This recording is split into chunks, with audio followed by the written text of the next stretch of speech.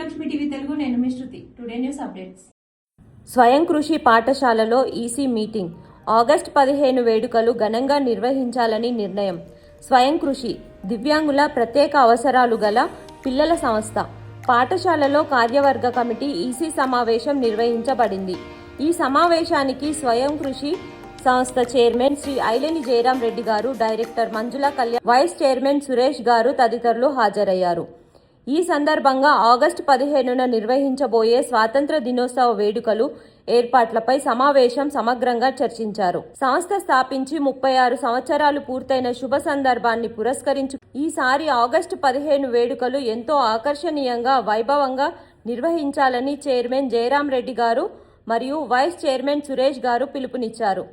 పాఠశాల విద్యార్థుల భాగస్వామ్యంతో ప్రత్యేక సాంస్కృతిక కార్యక్రమాలు, ఆటల పోటీలు నిర్వహించాలని నిర్ణయించారు. ఈ కార్యక్రమంలో సంస్థ ప్రతినిధులు, ఉపాధ్యాయులు మరియు సిబ్బంది పాల్గొన్నారు.